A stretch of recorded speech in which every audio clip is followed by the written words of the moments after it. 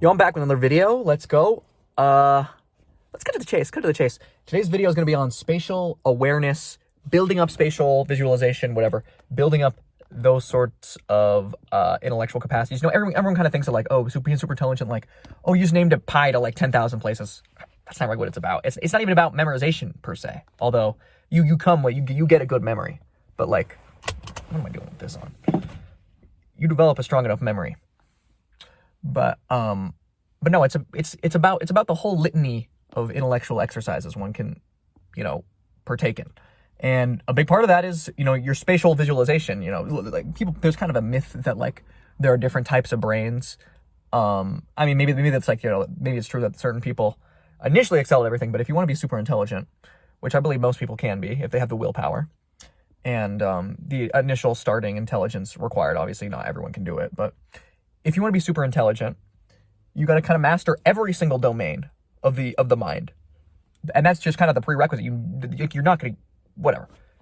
Let's get to the actual content here. I'm going to be teaching you how to improve your spatial visualization abilities. It's kind of boilerplate advice, but important nonetheless. So, number one is going to be just basic illustration. You kind of learn that, in school, like, if you're good at drawing and you're good at, seeing things in your mind's eye, you're good at visualizing things, whatever, obviously if you can draw something, then you can theoretically visualize in your head to know like, okay, this is what I need to put on the paper. And so, developing your illustrative abilities, I'm not going to say I'm the greatest artist of all time. I could be if I worked at it. That's what being super intelligent is about. But I'm not going to say I'm the greatest artist of all time, but I certainly have illustrative capacities that would, blow out, most children out of the water, at least. Most child prodigies, quote unquote, as they're called, I would be much better at, especially if I worked harder at it, which I could do quite easily, but I have a lot of other things on my plate.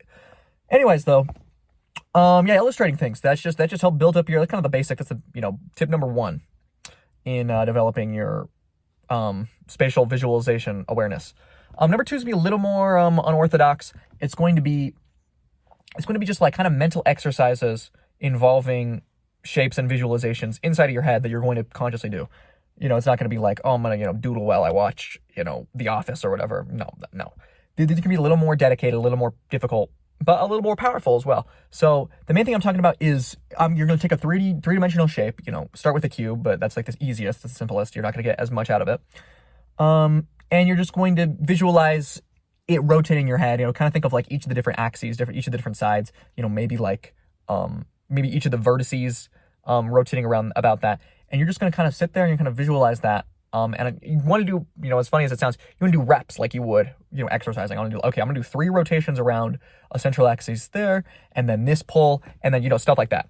Now, obviously, you want to build it up as you get better and better and better. And as you can see it more clearly and clearly and clearly, you want to build up in shapes, start with cubes, but, pretty soon you should be leveling up to cylinders and, all of the, the platonic solids, basically. Just see those as like a kind of way, like, tetrahedrons. And once you're kind of the dodecahedron level, and like you have the diminishing returns. But you definitely want to get up to there where you're proficient. And then once you've been able to do that, then you want to take on tip number 3. And tip number 3 is in your day-to-day life, forego using your eyes. And obviously that might be you might look awkward, and that's kind of why I'm wearing these sunglasses today. That's like, as you want to blend. You don't want to like draw that much attention to yourself. You want to be like, oh, this guy's like walking around. Is he blind? No, so kind of be a little covert with it. Try and see if you can fool people, quote unquote. And obviously, you don't want to do it. You don't want to just close your eyes and go for a Sunday stroll, or ride on your bike immediately. But kind of build up your tolerance for it. You like do it like 5 seconds at a time, where I'm closing my eyes.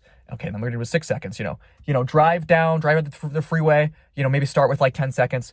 And then, kind of build it up 11, 12, 13. Obviously, survey your surroundings at first. You're right. Like, don't just kind of pop in and then close your eyes, because then you're not going to have a full, awareness of the situation. But, survey around, use your mirrors, look in your mirrors, kind of create a mental map. And this is obviously once you've mastered the other techniques. Don't just go right into this either. That could be dangerous.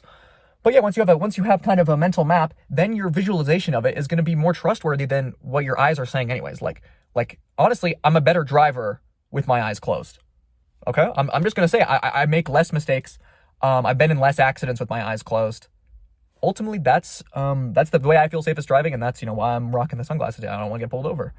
So yeah, I hope you guys have enjoyed. This is a, again, there's even more levels. Once you kind of master this, hopefully by then I'll be back with my next video on higher dimensional visualizations and visualizing astral projections, those sorts of things. But for now, this would be the best way to build up your visualizations in the 3 dimensions you start out in. So hopefully this is useful. I'll see you. Bye-bye.